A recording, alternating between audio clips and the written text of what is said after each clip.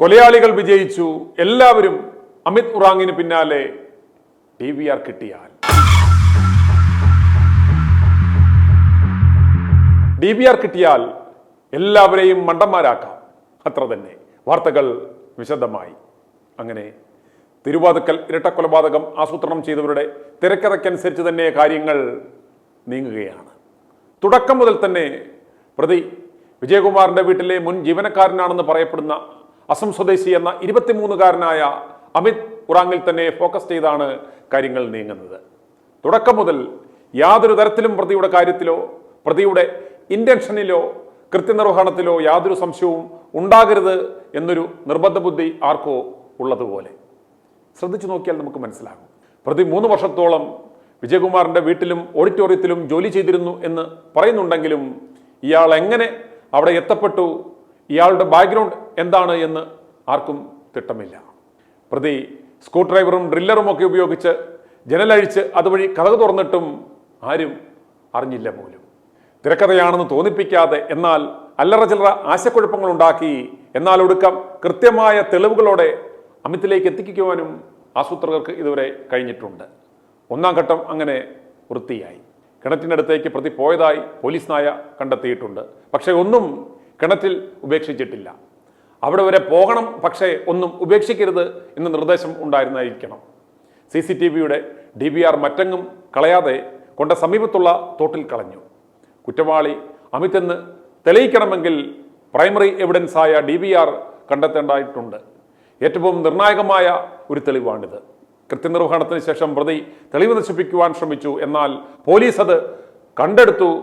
FSL പരിശോധനയിൽ ദൃശ്യങ്ങൾ വീണ്ടെടുക്കുമ്പോൾ പ്രതി കുറ്റം നിർവഹിക്കുന്നതിൻ്റെ തെളിവുകളും ലഭ്യമാകും. കൃത്യം ഉറപ്പാക്കും.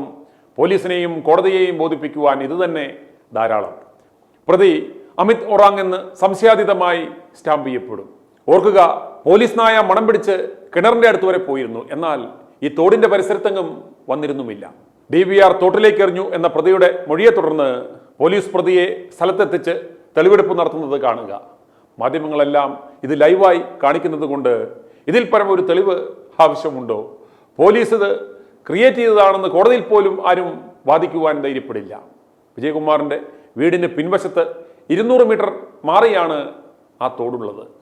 ഓർക്കണം, 2 പേരെ കൊലപ്പെടുത്തിയ ഒരു പ്രതി പിടിക്കപ്പെടാതെ രക്ഷപ്പെടുവാനുള്ള ആ വെപ്രാളത്തിനിടയിൽ, ആ ശ്രമത്തിനിടെ, അതും പാതിരാത്രി കുറ്റാക്കൂരിനടുത്ത് 12:30 മണിക്ക് യാതൊരു ലൈറ്റുമില്ലാത്ത സ്ഥലത്ത് DVR എങ്ങനെ എവിടെ എറിഞ്ഞു എന്ന് പോലീസിനോട് കൃത്യമായി പറഞ്ഞത്രേ. പ്രതിയുടെ മൊഴി വിശ്വസിച്ച് ഷർട്ടും പാൻസും ഒക്കെ ഇട്ട ഒരാൾ കൃത്യമായി കൃത്യസ്ഥലത്ത് നൈസായി ഇറങ്ങി തപ്പി ആ DVR ആ നാറിയ കൊഴുത്ത ചെളിവെള്ളത്തിൽ നിന്ന് പൊക്കിയെടുക്കുന്നത് കാണുക. ഈ DVR പൊക്കിയെടുത്ത ആ മനുഷ്യൻ ശരിക്കും ഒരു സംഭവമാണ് കേട്ടോ. ഇവരെ സമ്മതിക്കേണ്ടേ? ഇത്ര കൃത്യമായി ലോകത്തിൽ ആർക്കെങ്കിലും ഇത് കണ്ടുപിടിക്കുവാൻ സാധിക്കുമോ? ഇനി നമുക്ക് DVR പോലീസ് കണ്ടെടുക്കുന്നത് ഒന്ന് കാണാം.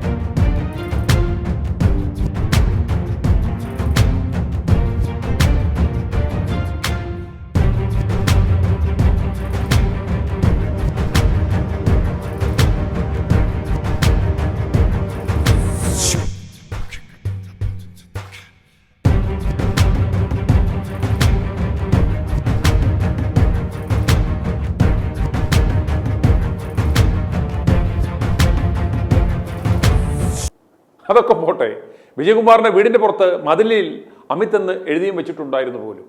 അഥവാ പോലീസിന് ആളെ മനസ്സിലായില്ലെങ്കിൽ നാട്ടുകാരെങ്കിലും മനസ്സിലാക്കിക്കോട്ടെ എന്ന് കരുതി പാവം ചെയ്തതായിരിക്കും. അതുപോലെ പ്രതി വീടിന്റെ കോമ്പൗണ്ടിൽ റെയിൽവേ പ്ലാറ്റ്ഫോം ടിക്കറ്റ് ഇട്ടിരുന്നു പോലും. ഈ തെളിവിന്റെ അടിസ്ഥാനത്തിലാണ് അത്രേ പോലീസ് പ്രതി ട്രെയിനിൽ കയറി രക്ഷപ്പെടുവാനുള്ള സാധ്യത മനസ്സിലാക്കി കളഞ്ഞത്. പ്ലാറ്റ്ഫോമിൽ കയറുവാൻ ഇവനെപ്പോലൊരു കൊടും ഫ്രോഡ്, ഒരു ക്രിമിനൽ പ്ലാറ്റ്ഫോം ടിക്കറ്റ് എടുക്കണമെങ്കിൽ, അതും കൃത്യം നടത്തിയ സ്ഥലത്ത് ഉപേക്ഷിക്കണമെങ്കിൽ അത് കൃത്യമായ പ്ലാനിങ്ങോടുകൂടി തന്നെയാണ്. അമിതിനെ ചോദ്യം ചെയ്യൽ പുരോഗമിക്കുകയാണെന്നാണ് പോലീസ് ഭാഷ്യം. വീട്ടിൽ കൊണ്ടുപോയി ഇന്ന് തന്നെ തെളിവെടുപ്പ് നടത്തുമോ എന്നതിൽ പോലീസ് വ്യക്തത വരുത്തിയിട്ടില്ല. അമിതിനെ മാത്രമല്ല സംശയിച്ചത് എന്ന് വരുത്താനാവണം അറസ്റ്റിലായ അമിതിന്റെ സഹോദരനെയും പോലീസ് അറസ്റ്റ് ചെയ്ത് കരുതൽ തടങ്കലിൽ ആക്കിയിട്ടുണ്ട്. അതുകൂടാതെ മറ്റ് 2 പേരെ കൂടി പോലീസ് അറസ്റ്റ് ചെയ്ത് കരുതൽ തടങ്കലിൽ ആക്കിയിട്ടുണ്ട്. ഇവർ 2 സ്ത്രീകളാണ്. ഇവരാണത്രേ അമിതിനെ മോഷണ കേസിൽ ജാമ്യത്തിൽ ഇറക്കിയത്. സാധാരണഗതിയിൽ വക്കീലന്മാരോ ഇടനിലക്കാരോ ആയിരിക്കും ജാമ്യം എടുക്കുവാൻ ആളില്ലെങ്കിൽ ജാമ്യക്കാരെ ഇടപാട് ചെയ്ത് കൊടുക്കുന്നത്. അതിനു വലിയ തുകയും ഇവർ വാങ്ങും. അമിതിന് വക്കീലിനെ വെച്ചതും ജാമ്യത്തിൽ ഇറക്കുവാൻ പണം നൽകി സഹായിച്ചതും ആരാണ്? അമിത് ശ്രദ്ധ തിരിക്കുവാൻ ശ്രമിച്ചു എന്ന് പോലീസ് പറയുന്നു. പിടിയിലായപ്പോൾ 10ഓളം ഫോണുകളും സിമ്മുകളും ഇവന്റെ കയ്യിൽ ഉണ്ടായിരുന്നു എന്ന് പറയുമ്പോൾ തന്നെ മനസ്സിലാക്കാം ഇവനൊരു പ്രൊഫഷണൽ ക്രിമിനലാണ് എന്ന്. ഇവൻ ആരുമായി ആയിരുന്നു ബന്ധപ്പെട്ടുകൊണ്ടിരുന്നത് എന്നതിനെക്കുറിച്ചും ഒന്നും മിണ്ടുന്നില്ല. ഇവന്റെ സഹായിയായി നിഴൽ പോലെ ആരായിരുന്നു ഉണ്ടായിരുന്നത് എന്നും അന്വേഷിക്കുന്നില്ല. നാട്ടുകാർക്കും കോടതിക്കും ഒരു പ്രതി വേണം. കൊലപാതകത്തിന് ഒരു ഇന്റൻഷൻ, ഒരു മോട്ടീവ്, ഒരു കാരണം വേണം, തെളിവും വേണം. ഈ കേസിൽ പ്രതി അമിതാണെന്ന് ഉറപ്പിച്ചു കഴിഞ്ഞു. വിജയകുമാറിനോടും ഭാര്യയോടുമുള്ള വ്യക്തി വൈരാഗ്യമാണ് കൊലപാതകത്തിന് കാരണം. പെട്ടെന്നുള്ള കൊലപാതകത്തിന് കാരണം മോഷണക്കേസിൽ പരാതി കൊടുത്തപ്പോൾ തന്റെ കാമുകി പിണങ്ങിപ്പോയതാണത്രേ. അതോടെ പെട്ടെന്നുള്ള പ്രകോപനത്തിന് കാരണമായി ഒരു ഇന്റൻഷനുമായി. DVR കിട്ടിക്കഴിയുമ്പോൾ സകല കാര്യത്തിനുമുള്ള തെളിവുകളുമായി. ശുഭം. ഇതൊക്കെ പോരെ നമുക്ക്? ഇങ്ങനെ എത്രയോ കേസുകളിൽ നമ്മുടെ അന്യസംസ്ഥാന തൊഴിലാളികൾ, നമ്മുടെ അതിഥി തൊഴിലാളികൾ നമ്മെ സഹായിച്ചിട്ടുണ്ട്. CBI എന്ന് പറയുന്ന ഏജൻസിയും തൊണ്ട തൊടാതെ പോലീസ് ഈ പറയുന്ന കഥകൾ വിഴുങ്ങുമോ ആവൂ? കൃത്യമായ ആസൂത്രണത്തോടെയാണ് പ്രതി കൊലപാതകം നിർവഹിച്ചതെന്ന് പോലീസ് തന്നെ പറയുന്നുണ്ട്. പക്ഷേ ഈ കൊലപാതകം ഈ 23-കാരനായ ഇവൻ ഒറ്റയ്ക്ക് കൂടിയാൽ കൂടുമോ എന്ന് അവർ തന്നെ ആലോചിക്കണം. തിങ്കളാഴ്ച രാത്രി 10-ന് ശേഷമാണത്രേ അമിത് വിജയകുമാറിന്റെ വീട്ടിൽ എത്തിയിട്ടുള്ളത്. തിരുവാതുക്കൽ ജംഗ്ഷൻ വരെ ഓട്ടോയിൽ വന്ന ശേഷം പിന്നീട് 200 മീറ്ററോളം നടന്നാണത്രേ വീട്ടിലെത്തിയത്. അമിതിനെ ഓട്ടോറിക്ഷ ഡ്രൈവർ തിരിച്ചറിഞ്ഞിട്ടുണ്ട്. കാരണം അവിടെ ഒരു സാക്ഷി വേണം. അതും ഓക്കെയായി. വീടിന്റെ മുന്നിലുള്ള പ്രധാന ഗേറ്റിന് സമീപമുള്ള ചെറിയ ഗേറ്റ് ചാടിക്കടന്നാണത്രേ അമിത് ഉള്ളിൽ കടന്നത്. മുൻവശത്തെ ജനാലയുടെ ചില്ലിൽ ഡ്രില്ലർ കൊണ്ട് വിടമുണ്ടാക്കി ജനൽ തുറന്നു. തുടർന്ന് വാതിലിന്റെ കൊളുത്തും തുറന്നു. വീട്ടിനുള്ളിൽ കയറിയ പ്രതി 2 മുറികളിൽ കിടന്നുറങ്ങിയിരുന്ന വിജയകുമാറിനെയും മീരയെയും കോടാലി കൊണ്ട് മുഖത്തുൾപ്പെടെ വെട്ടിക്കൊലപ്പെടുത്തിയെന്നാണ് പോലീസിന്റെ നിഗമനം.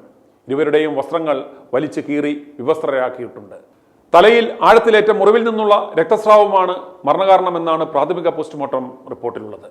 വിജയകുമാറിനും ഭാര്യയ്ക്കും മയങ്ങുവാനുള്ള എന്തെങ്കിലും ആരെങ്കിലും നൽകിയത് കൊണ്ടായിരിക്കില്ലേ ഡ്രില്ലർ ഉപയോഗിച്ച് ജനൽ പൊളിച്ചിട്ടും അവർ അറിയാതെ പോയത്. ഏപ്രിൽ 19-നാണ് അമിത് ലോഡ്ജിൽ മുറിയെടുത്തത്. തിങ്കളാഴ്ച രാത്രി മുറിയിൽ നിന്ന് പുറത്തു പോയിട്ടുണ്ട്. തുടർന്ന് കൊലപാതകങ്ങൾ നടത്തിയിട്ട് പുലർച്ചെ ലോഡ്ജിൽ തിരിച്ചെത്തി സ്ഥലം വിട്ടെന്നാണ് കരുതുന്നത്. വിജയകുമാറിന്റെ വീടിന്റെ വാതിൽ പൊളിക്കുവാൻ അക്രമി വീടിന് പിന്നിൽ നിന്ന് അമ്മിക്കല്ലെടുത്തെങ്കിലും ഭാരക്കൂടുതൽ കാരണം അത് വീടിന് മുന്നിൽ തന്നെ ഇട്ടതായി കരുതുന്നു. കോടാലി വീടിന് പിന്നിൽ പണിയായുധങ്ങൾ സൂക്ഷിക്കുന്ന ഷെഡിൽ നിന്നാണത്രേ എടുത്തത്. വിജയകുമാറിന്റെ വീടിന്റെ മുൻവശത്തെ മതിലിൽ അമിത് എന്ന് കരികൊണ്ട് എഴുതിയതും ഇന്നലെ പോലീസ് ശ്രദ്ധിച്ചു. വിജയകുമാറിന്റെയും ഭാര്യയുടെയും ഫോണുകൾ അമിത് മോഷ്ടിച്ചു. 1.5 ലക്ഷത്തോളം രൂപയുടെ സാമ്പത്തിക തട്ടിപ്പ് നടത്തി. കുടുംബം നൽകിയ പരാതിയെ തുടർന്ന് പ്രതി സെപ്റ്റംബറിൽ അറസ്റ്റിലായിരുന്നു. ഏപ്രിൽ ആദ്യവാരമാണ് ജയിലിൽ നിന്ന് പുറത്തിറങ്ങിയത് എന്നും പോലീസ് പറയുന്നു. പരാതി കൊടുത്തു എന്ന കാരണത്താൽ ഇപ്രകാരം ഒരു ബ്രൂട്ടൽ മർഡർ നടത്തുവാൻ ഈ കാരണം മതിയോ? കൊല നടത്തണമെന്ന ഉദ്ദേശമുണ്ടായിരുന്നെങ്കിൽ കൂടി ഒരുപക്ഷെ ഇപ്രകാരം ചെയ്യുവാൻ സാധ്യതയുണ്ട്. പക്ഷേ ഒന്നും മോഷണം പോയിട്ടില്ല. മൊബൈലും പണവും മോഷ്ടിച്ചെന്ന് പറയുന്ന, ജയിലിൽ 5.5 മാസം മോഷണത്തിന് കിടന്നു എന്ന് പറയുന്ന ആളാണ് കഴുത്തിലും കാതിലും ഉണ്ടായിരുന്ന ലക്ഷങ്ങൾ വിലപിടിപ്പുള്ള ഒരു ആഭരണം പോലും കവരാതെ, ഒരു മുട്ടുസൂചി പോലും എടുക്കാതെ പോയത് എന്നോർക്കണം. അധികം ദീർഘിപ്പിക്കുന്നില്ല. കോട്ടയത്തിന് ചിരപരിചിതമായ പേരാണ് ഇന്ദ്രപ്രസ്ഥം ഓഡിറ്റോറിയം എന്നത്. തിരുനക്കര ക്ഷേത്രത്തിനും ചെറിയ തൃക്കോവിൽ ക്ഷേത്രത്തിനും സമീപമാണ് ഈ ഓഡിറ്റോറിയം. കോട്ടയം നഗരസഭാ ചെയർമാനായിരുന്ന ടി കെ ഗോപാലകൃഷ്ണ പണിക്കരാണ് ഇന്ദ്രപ്രസ്ഥം ഓഡിറ്റോറിയം നിർമ്മിച്ചത്. ഗോപാലകൃഷ്ണ പണിക്കരിൽ നിന്നാണ് വിജയകുമാറിൻ്റെ അച്ഛൻ തെക്കുംഗോപുരം ശാസ്താഭവനിൽ കാർത്തികേയൻ നായർ അത് വാങ്ങിയത്. അച്ഛൻ്റെ മരണശേഷം വിജയകുമാർ ചുമതല ഏറ്റെടുത്തു. 1 വർഷം മുമ്പ് ഓഡിറ്റോറിയം വിജയകുമാർ നവീകരിച്ചു. അതുപോലെ വിജയകുമാറിൻ്റെ മകളെക്കുറിച്ചും ആർക്കും അത്ര അറിവുണ്ടായിരുന്നില്ല. 2020 രസതന്ത്ര നൊബേൽ സമ്മാനം നേടിയ US ഗവേഷക ജെന്നിഫർ ഗോട്ട്നയുടെ ഗവേഷക സംഘത്തിൽ ഉൾപ്പെട്ട മലയാളി ഗവേഷകയായിരുന്നു ടി കെ വിജയകുമാറിൻ്റെ മകൾ ഡോക്ടർ ഗായത്രി വിജയകുമാർ. ഡോട്ട്നയുടെ സ്റ്റാർട്ടപ്പ് കമ്പനിയായ സ്ക്രൈബ് തെറാപ്യൂട്ടിക്സിൽ സയന്റിസ്റ്റ് ആയിരുന്നു ഡോക്ടർ ഗായത്രി. ജിനോം എഡിറ്റിംഗിലെ നൂതന സാങ്കേതിക വിദ്യയായ CRISPR-Cas9 വികസനത്തിനായി ഡോട്ട്ന സ്ഥാപിച്ചതാണ് സ്ക്രൈബ്. ബിടെക് പൂർത്തിയാക്കിയ ശേഷം ബയോടെക്നോളജിയിൽ ഉപരിപഠനത്തിനായി ന്യൂയോർക്ക് യൂണിവേഴ്സിറ്റിയിൽ എത്തിയതോടെയാണ് ഗായത്രിയുടെ US ജീവിതം ആരംഭിച്ചത്. അടുത്തിടയ്ക്കാണ് ഗായത്രിയുടെ വിവാഹം കഴിഞ്ഞത്. US തന്നെയാണ് ഇപ്പോഴും ഗായത്രി. പ്രതിയായി, കൊലപാതക തെളിവുകളുമായി.